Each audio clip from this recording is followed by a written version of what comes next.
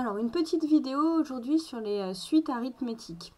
On a vu qu'une suite était un ensemble de nombres qui étaient rangés dans l'ordre. Ici, mes nombres se nomment U0, U1, U2, U3, U4, etc., etc., UN, UN plus 1. Donc ces nombres-là, ils sont rangés dans l'ordre et pour garantir cet ordre-là, eh bien, on a ces indices qui sont 0, 1, 2, 3, 4. Donc U1 va avant U2, U2 va avant U3, etc., etc. Donc parmi toutes les suites qu'on peut avoir, c'est-à-dire tous les ensembles de nombres qu'on va pouvoir donner, il y a les suites arithmétiques. Alors les suites arithmétiques, c'est les cas les plus simples des suites. C'est les cas où je vais mettre un ensemble de nombres qui vont être liés par la relation. Pour passer d'un nombre à l'autre, je vais additionner toujours la même chose. Donc ça, c'est un principe assez simple, puisque l'addition est une opération assez simple. Et donc, dans ma suite, je vais construire des nombres de façon à ce que, pour avoir un nombre, il suffit que je prenne le précédent et que je lui ajoute R, et ça partout dans ma suite. Alors, comment est-ce que ça s'écrit? Eh bien, ça s'écrit avec la relation suivante, à savoir UN plus 1 est égal à UN plus R. Donc ça, c'est donné par récurrence. Et alors, l'intérêt de ces suites arithmétiques, c'est qu'on va pouvoir bien les manipuler de façon à récupérer une forme explicite de l'expression de UN, c'est-à-dire on va pouvoir exprimer UN en fonction de N. On va pouvoir faire des additions, etc. Et tout ça, on le verra peut-être dans d'autres vidéos d'ailleurs. Donc là, la première chose qu'on a envie de faire, c'est d'essayer de trouver une formule qui va me donner UN en fonction de N. C'est pas fondamentalement compliqué à partir du moment où on a compris que c'était toujours la même opération. Du coup, on peut se poser la question, comment est-ce que je vais faire pour passer de U0 à U2 sans faire l'étape U1 ? Eh bien, pour passer de U0 à U2 sans faire l'étape U1, j'ai additionné une première fois R et j'ai pris mon résultat et j'ai additionné une deuxième fois R. Au final, pour passer de U0 à U2, ce que je fais, c'est d'additionner 2 fois R. En effet, si jamais je l'écris un petit peu plus proprement, eh bien, avec cette relation-là de récurrence, je peux écrire que U1 est égal à U0 plus R. Et comme U2 est égal à U1 plus R, si je compile un peu mes informations, ce U1 qui est là, eh bien, il peut être remplacé par U0 plus R. Et donc, du coup, je vais pouvoir écrire que ça, c'est U0 plus R plus R. Donc là, on retrouve bien le U1 qui était dans cette écriture-là. Et donc, du coup, U0 plus R, bah, les R, je peux les additionner. Ça va me donner U0 plus 2R. Et ce principe-là, je vais pouvoir l'appliquer partout dans ma suite. Et donc, du coup, je vais pouvoir exprimer chacun des éléments de ma suite en fonction de U0. Et si je connais U0, bah, j'aurai un calcul qui me permettrait d'avoir directement un élément de ma suite si je connais U0 et R. Alors, par exemple, du coup, si jamais je veux passer de U0 à U3, bah, je sais qu'il y a déjà 2 additions par R pour arriver à U2. Et donc, du coup, il faut que j'en rajoute une pour arriver à U3. Donc, je vais pouvoir écrire que U3, c'est U0 plus 3R. Donc là, si j'ai bien compris, il suffit que j'arrive à compter le nombre d'additions qui me permettent de passer de U0 à n'importe quel terme de la suite pour avoir une formule. Donc là, c'est ce qui va m'intéresser.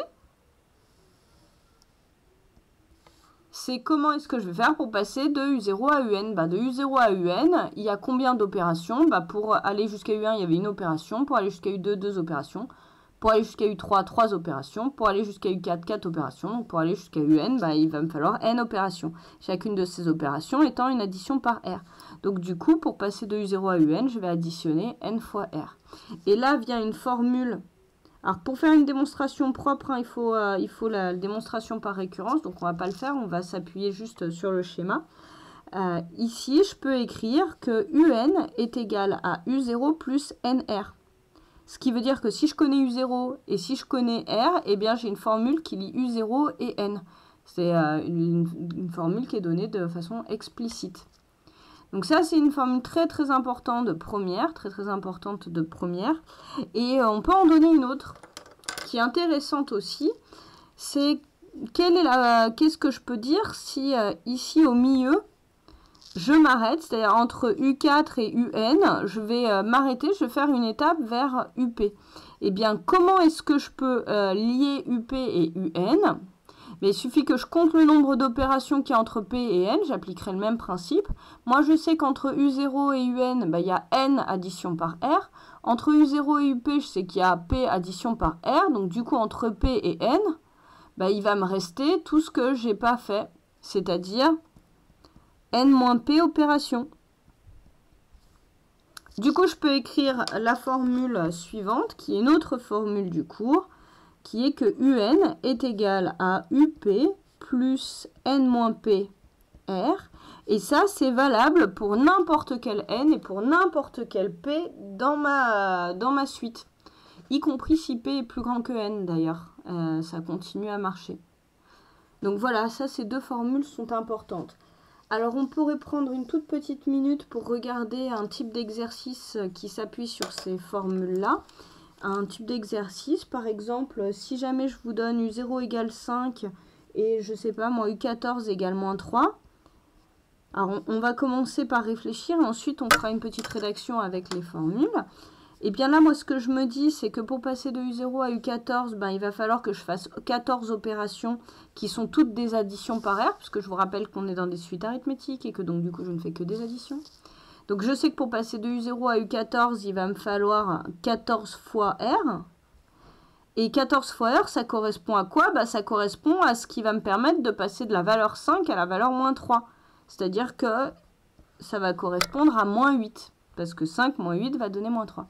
Donc moi, ce que je peux écrire là au crayon à papier, c'est que 14R, ça doit être égal à moins 8. Puisque en 14R, je dois être capable de passer de 5 à moins 3. Alors comment est-ce que je l'écrirai proprement?